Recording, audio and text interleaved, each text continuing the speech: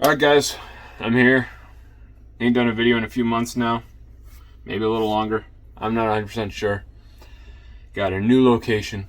Different from any other video I've posted. Actually in the house this time. Might be some background noise, people in the living room watching TV, Cheyenne sewing, all that fun stuff. But I figured today we'll do a little bit of a show and tell. Maybe a bit more in-depth than what you've seen on some of the live streams if you watched them. But all the stuff you've already seen on the live streams. Still appreciate it if you'd stick around if you've seen it already. But here we have a couple of revolvers, a couple of wheel guns, a couple of Smiths that I have picked up from my step-grandfather, I guess would be the term. It's my stepdad's father. Never really called him grandpa, never really knew him all that much. But couldn't let these things slip out of my hands when I got the opportunity. Didn't get them for free. Didn't pay full price for them for sure. But here we have a Smith & Wesson Model 66 stainless steel 57 Magnum 4-inch or 4.5-inch barrel. I forget exactly. I'm pretty sure it's a 4-inch, but it is a 66-3. If we can get that in there. Yeah, Model 66-3 right there.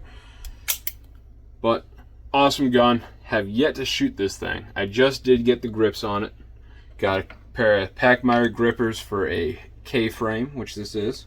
It previously had this set of wood medallion grips. I still got them. Unfortunately, when I picked up the gun, there was a little crack here at the top. You can see a little bit of that edge. I did glue them a little bit as well as I could. It seems to be swollen up a little bit and cracking a little further, so I'm glad I didn't shoot it with these grips. I am glad I got something to replace them with. But they were beautiful otherwise. No marks, scratches, not any dings or nothing. It's really a shame.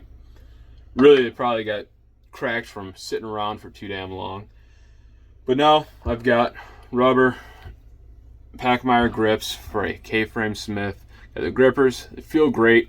It's fucking sticky. I love these dang things.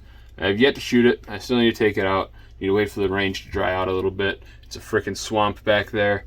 But right next to this, we have the Smith 22 LR 34-1. This one does have what I believe, but I'm not 100% sure, is original medallion grips. We've got a little bit of a scuff there on the grip there. Otherwise, pretty beautiful gun. Might need to be wiped down a bit from some excess oil. I did not clean these up before I recorded the video. It's just as they were from the safe or my pocket or my holster or who knows what they were at before. But when I got them, I didn't oil them up, clean them up a little bit, wipe them down. Got the cylinder spinning a little bit more freely. Previously this one was pretty stiff. It would not spin free on the cylinder. But here we go. Let's get that 34-1 right there. Both guns, firing pin on the hammer, no transfer bars in this shit, you know, on both, as they're meant to be. No Hillary hole bullshit, no locks to fail on me. Pin barrels on each, just great freaking guns. I am so glad I picked these up. My first two real wheel guns.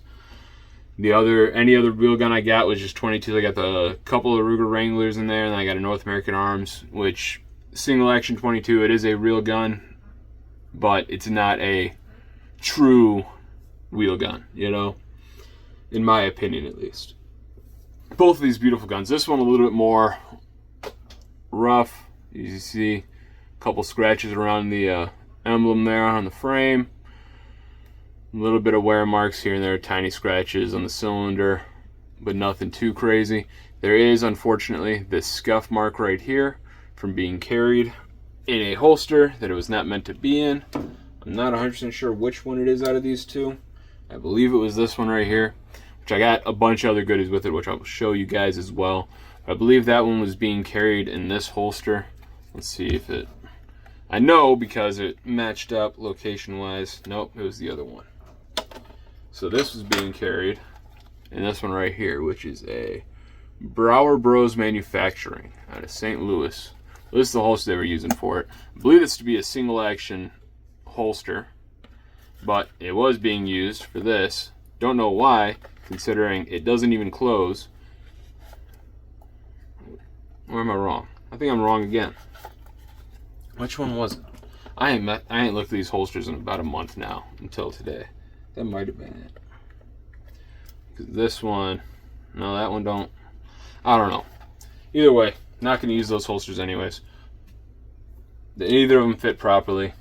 The one that fits closest, it doesn't actually cover the trigger guard, which I'm not a fan of. I understand it's what they did. It's probably perfectly fine. It is a double single action gun, but it has a decently long and heavy double action.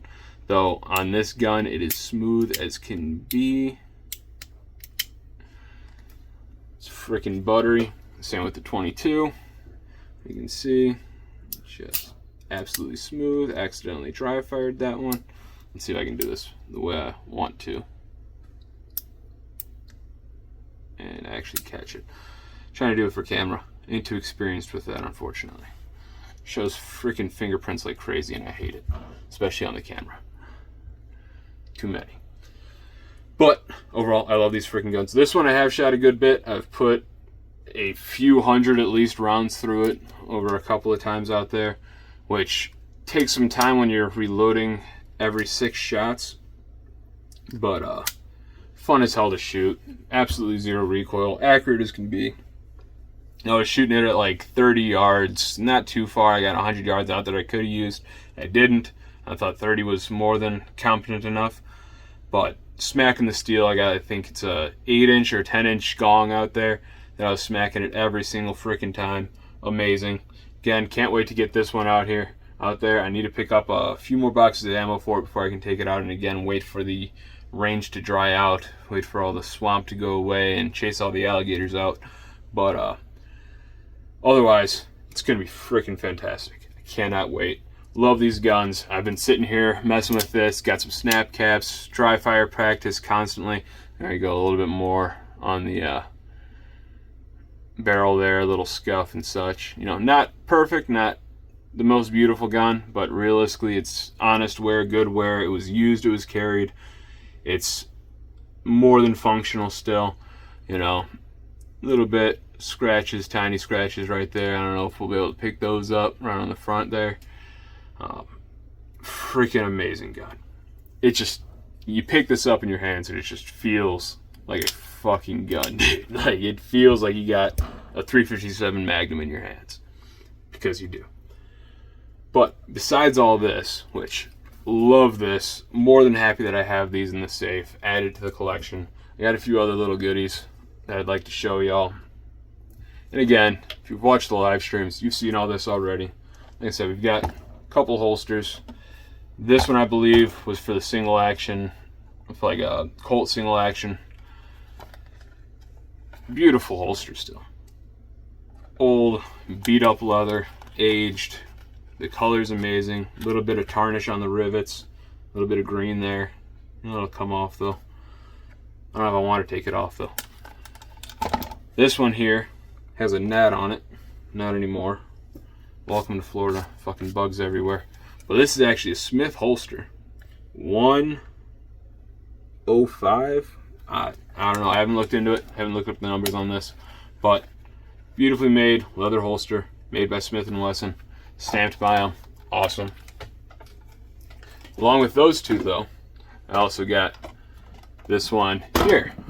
Another leather holster. Little paddle holster. Got a nutsack on the back of it. Of course, it's a black one. Who makes this one? This is a Bianchi 56L 38357. Now, I don't know 100% sure that is why, but it being 38357, this being a 22, it is meant for a J-frame snub nose, which is what this is. Put it in there, snap it shut, it fits. Again, no guard on the trigger. It's just, well, there's a guard on the trigger, no cover for the trigger. So you just pop one off as you're going to unholster it. Of course, what they did is they used to actually put their finger on the trigger as they drew the gun. Now we know it's probably not the best bet. That's a good way to shoot yourself in the femoral. But again, I'm not going to use this holster, at least not regularly. but especially being that the retention strap does not fucking matter. There is zero retention on this. I don't know that it's because this is a 22 instead of a 357. Realistically looking at it, there is a huge gap there, and I don't think it being a 38 or 357 is going to make that big of a difference. So maybe it's just stretched out, but it doesn't look like it. The stitching's all the same, consistent, everything like that. So I don't know what makes that big difference. I did look into this before in this holster and figure out what it's for, trying to at least. Honestly, now that I think about it, thinking back, it might have been this is actually for a Colt 38 or 357. But the person who owned these before wasn't all that particular, I guess. He just put a gun in a holster. But what this actually came in when I first picked it up was an Uncle Mike's inside the waistband nylon holster with no retention strap with a magazine pouch on the front of it. But that magazine pouch was actually holding a mini M&M's tube full of extra ammo, which, not the worst idea. Probably not the best, but definitely not the worst. Made in USA. Marcus Registratus, Smith & Wesson, Springfield, Massachusetts. Fucking beautiful. This gun, though, the only marks on it is that little scuff on the grip right there, which we can see, right? These grips are a little bit worse for wear than the wood grips from the other one. And, of course, a little bit of ringing around the cylinder. Other than that, this thing is freaking clean. A little bit over there on the lug there. But otherwise, a little bit of missing finish on the front side as well. Color case hardening on the hammer and the trigger. It's picking up pretty. It's actually looking better on the camera than it is in person right now. It's looking all brown in person under this lighting, but camera's picking it up great.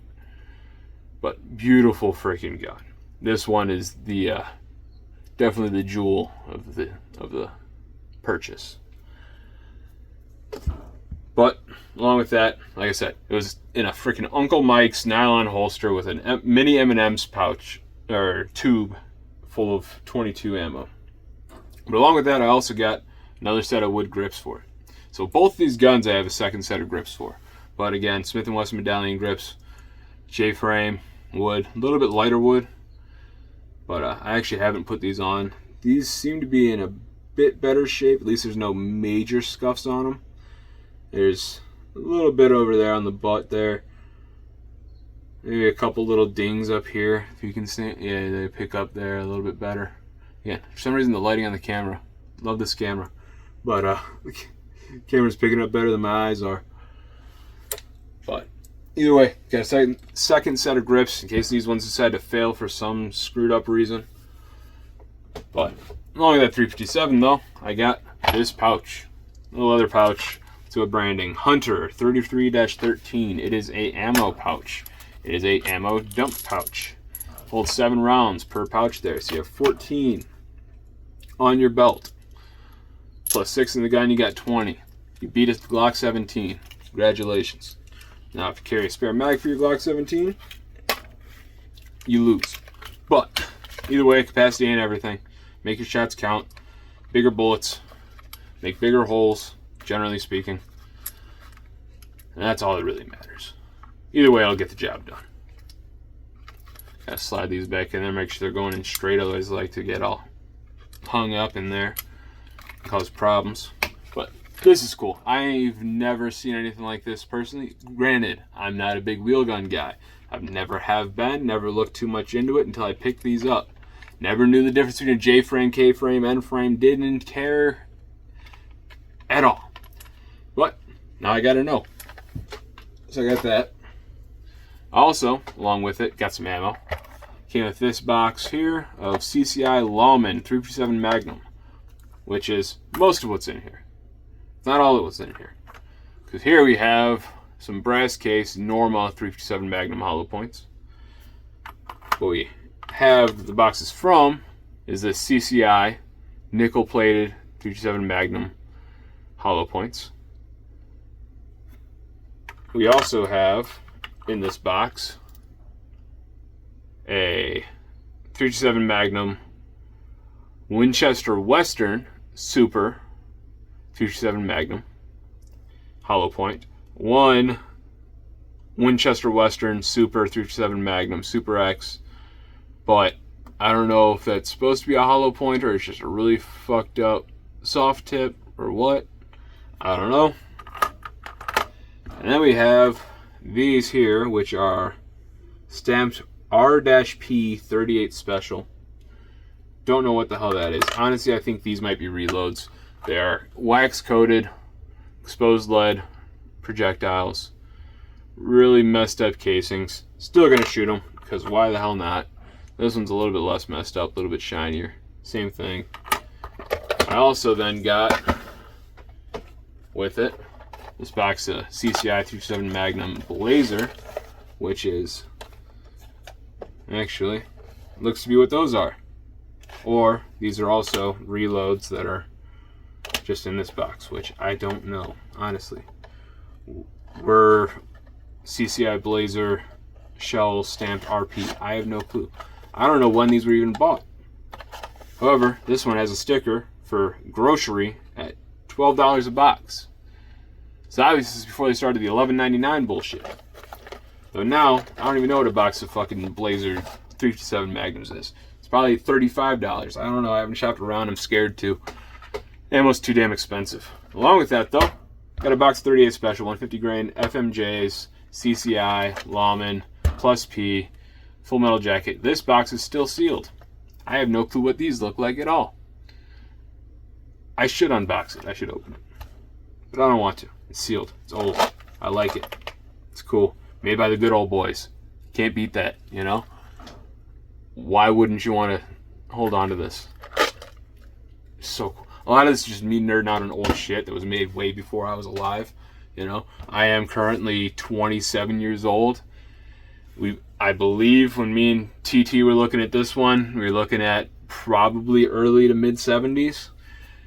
And then on the 66, we were estimating it, and I couldn't find exact information. I still want to. I just don't want to send Smith $200 to get freaking certification letters on these guns. But we believe this one was set at about early 80s, right about when they stopped pinning barrels. But that's about all I know about that, unfortunately. But there's more ammunition to be got. I have this Winchester Super Speed 22 Short. Unfortunately, it doesn't give us any actual velocity information. 29 grain, copper clad bullet, special dry wax lubricant, superior accuracy, positive functioning. Winchester Western Division, New Haven, Connecticut. East Alton, Illinois. Is that what that's supposed to be? I think that's what that's supposed to be. New Haven, Connecticut, East Alton, Illinois, probably. ILL. They all look like L's. I don't know. Also I got about a half a brick of these. I then got a brick of the Peters Golden Bullet 22 long rifle, 50 rimfire cartridges, high velocity 22 LR. Got a whole brick of these, as well as a whole brick of these 22 LR Western Super X, again Winchester Western Super X FMJs, I'm pretty sure. But it's just so cool. Old shit. Ain't been touched in probably freaking decades before I got a hold of it. And if it was just to move it. All this was sitting in ammo cans in his garage for God knows how long. That ain't even the half of it yet, right? If we're gonna stick with the ammunition so far, right? Let me see, because I forget to bring these out for a second here. But I got this case right here as well, which was holding a bunch of the stuff that I got. Old beat up metal case, wood lined, awesome, full of shotgun shells. We've got some 16 gauge J.C. Higgin extra range shotgun shells, some 12 gauge, some 2 3/4 inch Magnum. What is this? Clean bore priming. What size? It's upside down.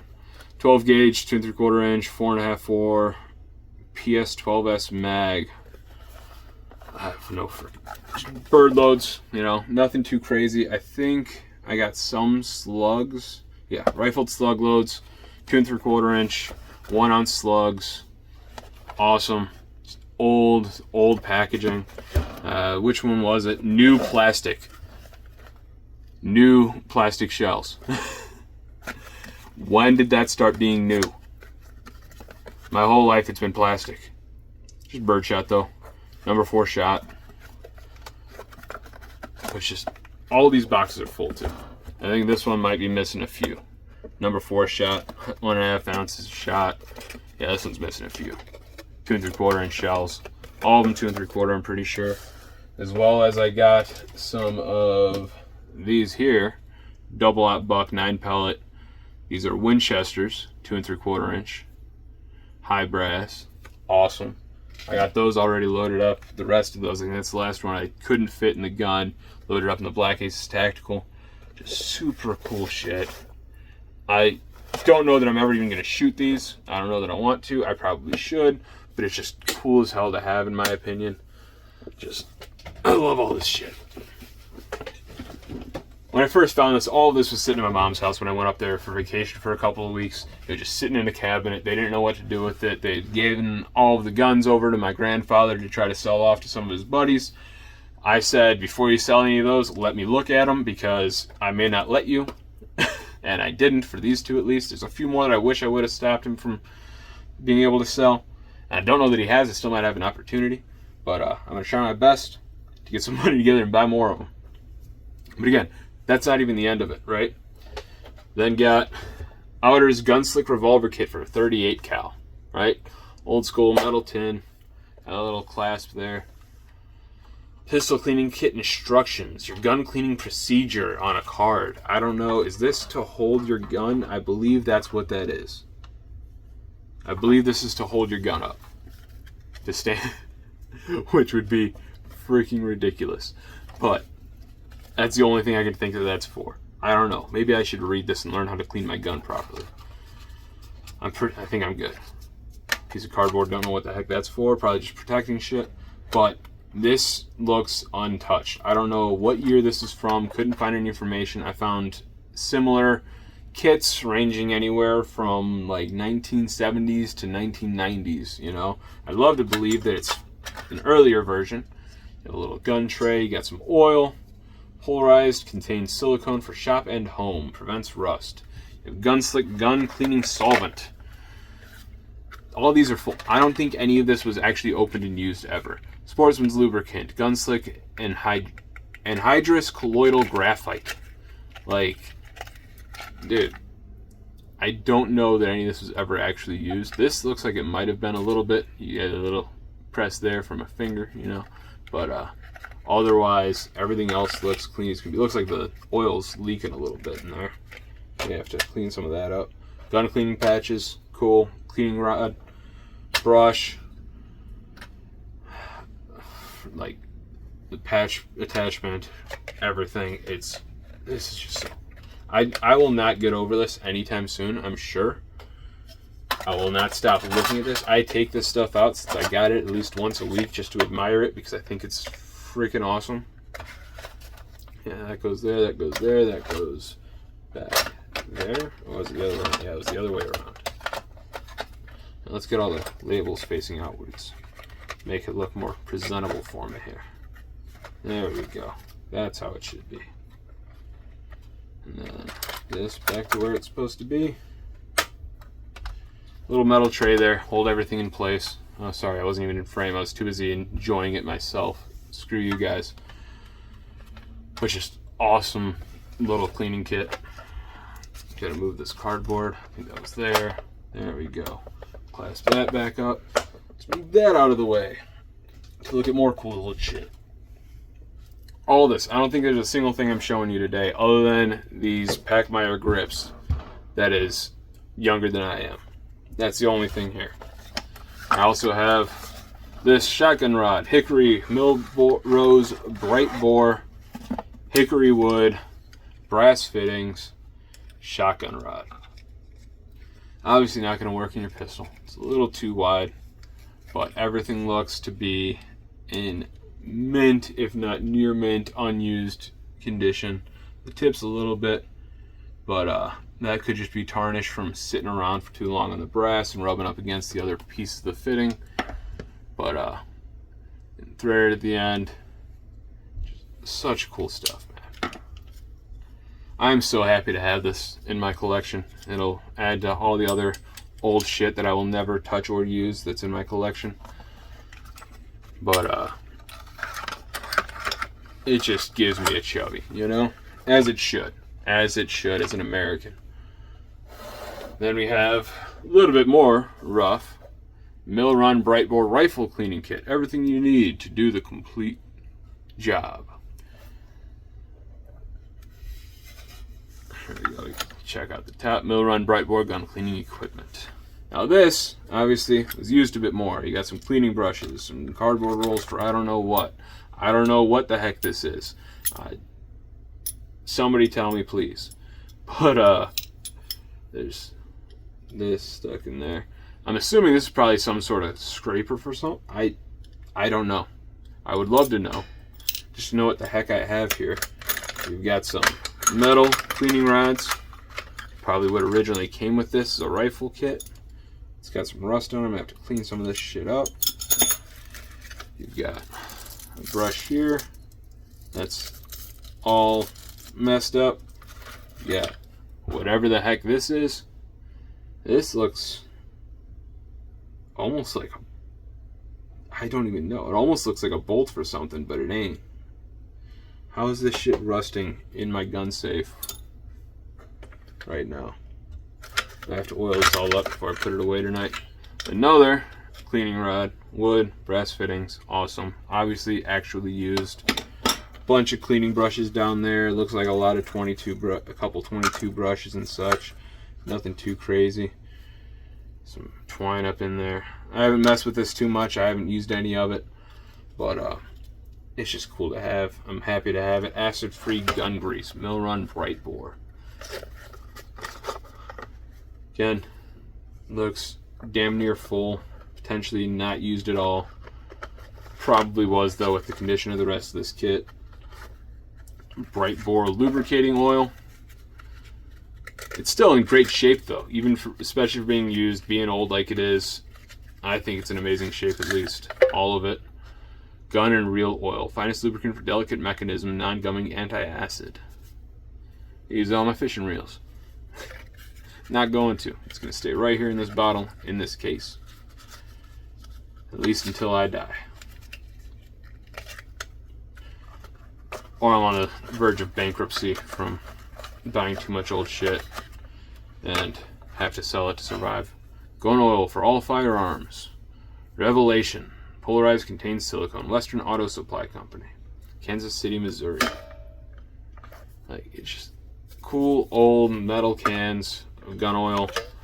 You've got the Brightbore gun bore cleaner, nitro powder solvent. Complies with federal specification. Well, fuck the feds. I don't care if it complies. They probably don't comply anymore. I don't know what the heck this is. Grease rifle. So I'm assuming rifle grease. But it just says grease rifle. Is this for a grease gun? Lubriplate. 130-A. Interesting little cans. Don't know. Won't be using it. Doesn't matter. But it's cool. Glad to have it. Glad to have all this stuff. Let's put this all back in here for now.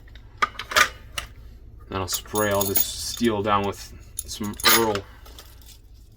Try to brush it up a little bit. Put all this back away. And slide this out the way. Because I'm still not done. This is going to be possibly one of the longest videos other than the podcast or live streams that I'll be putting on this channel. We have some more gun cleaning patches. Outers, Gunslick, gun cleaning patches. Both still awesome boxes. Cool, old advertising. I freaking love it. I would say nostalgic. I don't have any nostalgia. I wasn't born yet. Not for that time period, at least. More gun cleaning patches. J.C. Higgins gun cleaning patches. From what I could tell, they stopped using the J.C. Higgins branding in like 1964 for any of their gun products. I don't know what the heck this 29 is on the side. Somebody had to use a piece of paper, I guess. 50 pieces. This package here, this tube, is still completely sealed, right? Nobody's used this. Nobody's opened it. And if this is from pre-64, that is insane, right? I almost couldn't believe that if it were true. I don't know that it is 100%. From what I've found, it is. But we also have another tin of J.C. Higgins gun cleaning patches, which really tells you that this is as far as he's gotten through the tube since 1964, how often he cleans his guns. Hopefully he, as it looks, never shot them either. But just cotton gun cleaning patches. This is the first time I've picked one of these up. It's really weird, the texture on the back. It's a little bit more of a rough, like, fabric-y texture than a normal cotton, but it's soft on the other side. It's interesting. Probably a little bit more durable, tough, you know. Lasts a little bit longer. You'll get more than 2 pull-throughs on a barrel before it decides to rip apart completely. But then, this is probably my favorite part of it all, just because it's something that we all know, we all love, or hate. But even if we hate it, we still love it. Hoppe's number 9.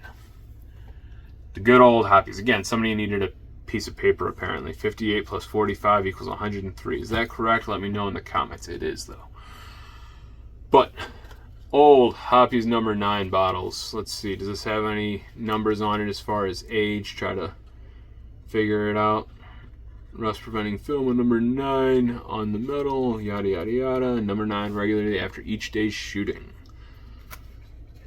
Patent numbers anywhere, please? No. Manufactured only by Frank A. Hoppe, Inc. 2314 1618 North 8th Street, Philadelphia, PA. Made in the USA. That's all it's telling me. Contents 2 ounces net volume. Alright. Thoroughly cleans and protects all firearms bores. Hoppe's nitro powder solvent number 9. Now, this is freaking cool. I have an old glass bottle of Hoppe's number 9 gun cleaning solvent. It looks like there is a signature, printed of course, from Frank A. Hoppe, printed in USA. Non-genuine without this signature. Well, it's got it. This shit's real. Directions. I don't need directions. We all know how you do the Hoppe's. You take it and you give it a big whiff. And then you pass out high as hell because this shit is strong. I don't know if it's just aged like crazy. I don't need to trim my nose hairs anytime soon.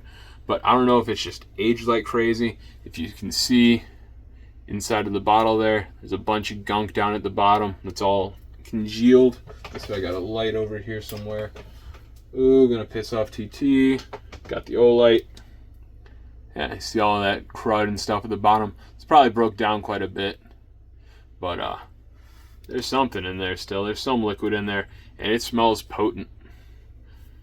But if you put that one aside, got this box, which unfortunately was the one that was written on. But this bottle appears to be completely full. I don't know what's with the discoloration between the two bottles. Maybe this one was just sat out in the sun for a little while and this one was stashed away longer. But this bottle is in pristine condition, right? This bottle, you got a little bit of rust around the top. It's worn off a bit. It's been used. A lot of the fluid's missing. This one's dang near full. I don't know if it's been opened at all. I don't know how full they made these. I haven't measured the volume of what's in there. Copyright 1937 on this bottle. Let's see, does this one have the same? Yeah, same thing. All the same. Writing, everything, printing's the same. But it's weird because this box, if it was in the sun, if this was inside of it still, this shouldn't have really gotten any extra aging or anything, unless it was just from moisture or something getting into it. But this bottle is freaking minty. A little bit of rub on the label there just from taking it in and out of the box. It's my problem. It's not opening.